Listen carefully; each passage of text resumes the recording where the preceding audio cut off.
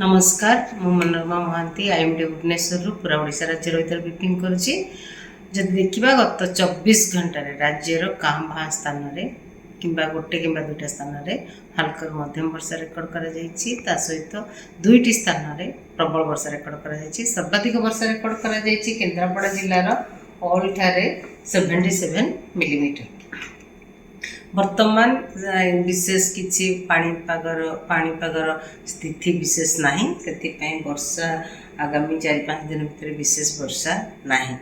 आज देखा आगामी 24 घंटा राज्यर काँ भाँ स्थान कि गोटे कि दुईटा स्थान में हल्का मध्यम वर्षा होबार संभावना रही। सहित बरगढ़ सुंदरगढ़ केउंझर मयूरभंज और उपकूलवर्ती अंचल जिला गुड़िक वर्षा सहित गोटे कि दुईटा स्थान में बिजुली घड़घड़ी और झटका पवन गति 30 ରୁ 40 किलोमीटर पर आवर रही संभावना रही। काली देखा काली राज्यर जिला गुड़िक काँ भाँ स्थान कि गोटे कि दुईटा स्थान में हल्का मध्यम वर्षा होबार संभावना रही। सहित मयूरभंज केउंझर और उपकूलवर्ती अंचल जिला गुड़िक वर्षा सहित बिजुली घड़घड़ी और झटका पवन 30 ରୁ 40 किलोमीटर पर आवर रही संभावना रही।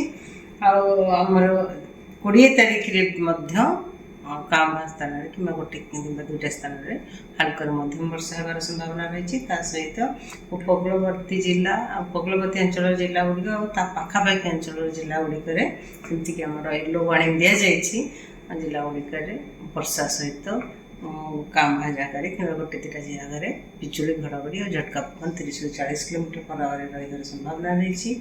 इवेन 21 तारीख सेम परिस्थिति रहिबो।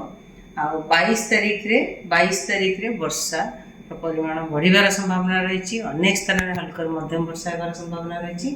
सहित राज्यर जिला गुड़िक